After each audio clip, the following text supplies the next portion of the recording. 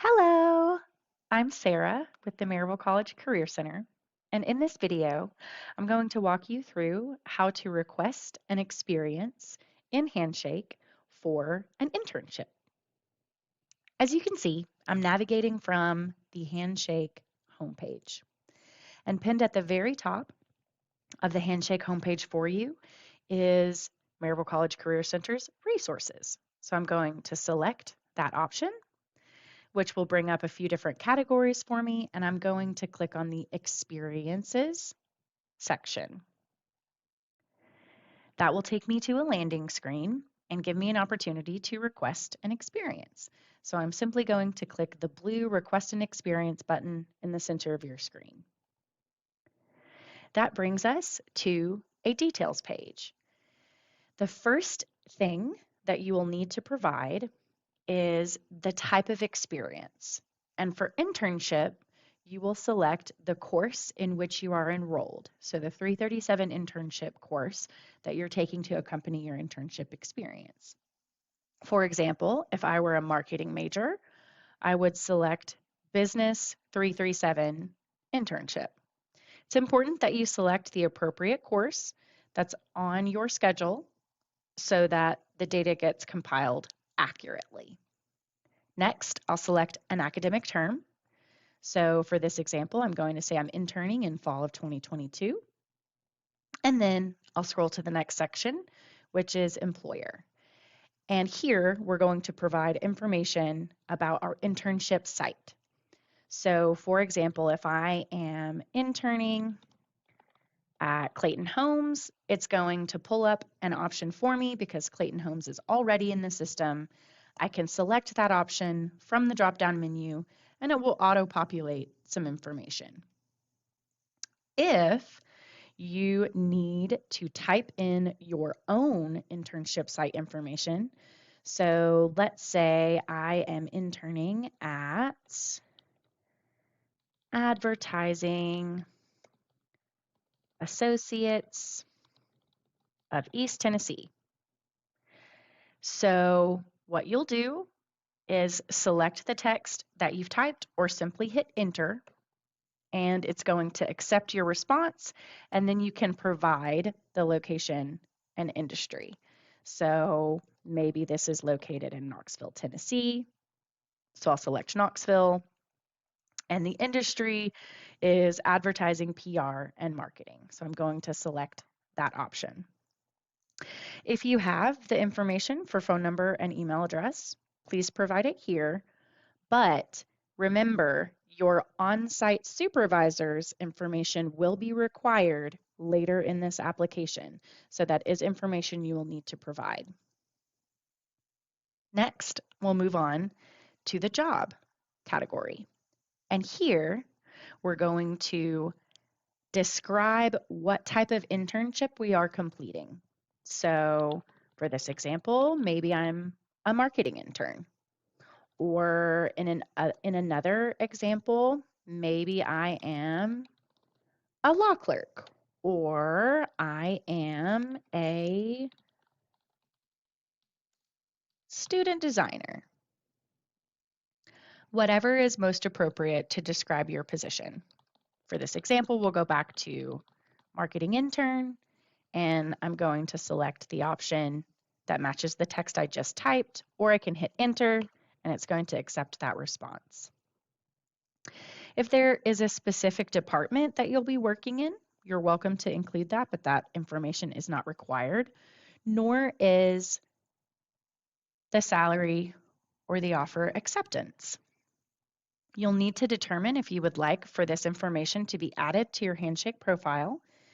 If you do, you can simply leave it checked here. If you do not, or would prefer to add it to your profile on your own with additional detail, you can uncheck this box, which is what I'm going to do in this example.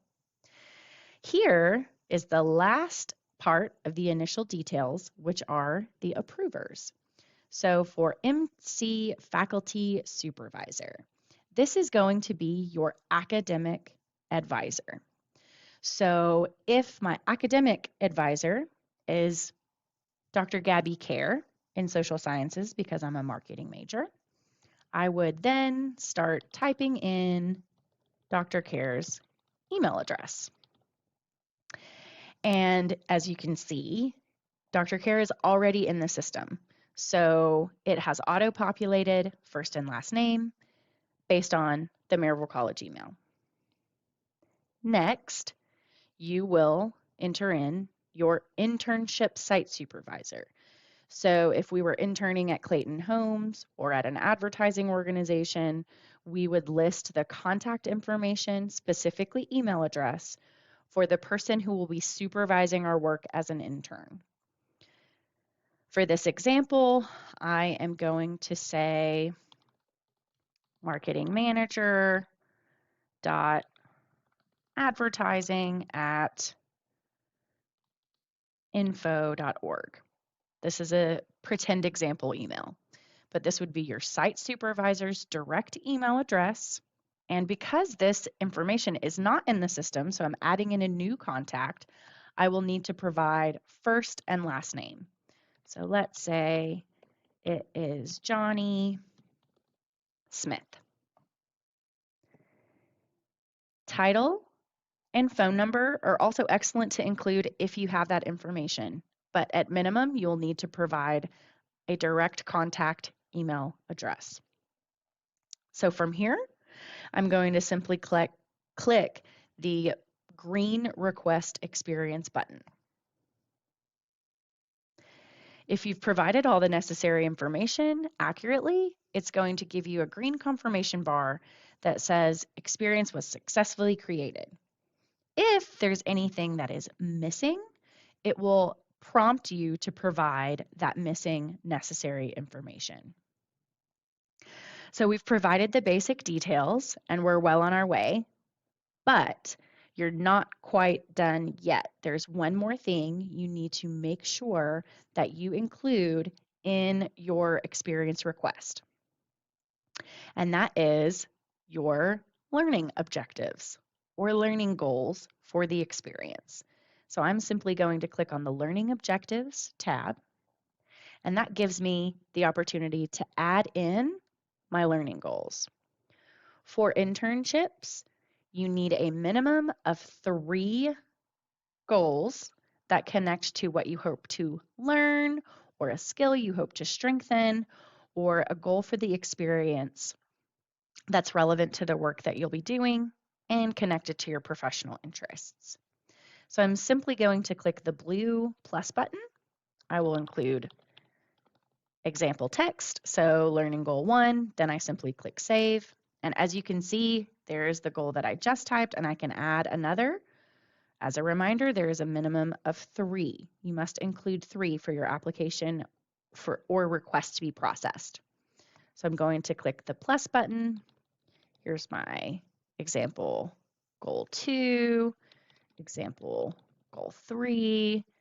And now, as you can see, I have my objectives included, which lets our staff know that your approval process can begin.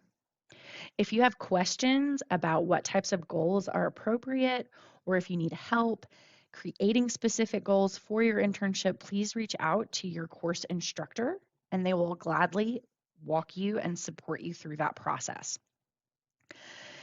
From here, once all of the information that is necessary has been provided, your academic advisor that you listed in the details will receive a summary of your information and can approve your experience and learning goals.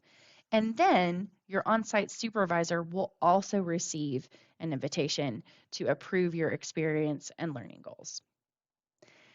If you have questions about the Handshake application process or need technical support, please reach out to the Career Center. We're happy to assist anytime.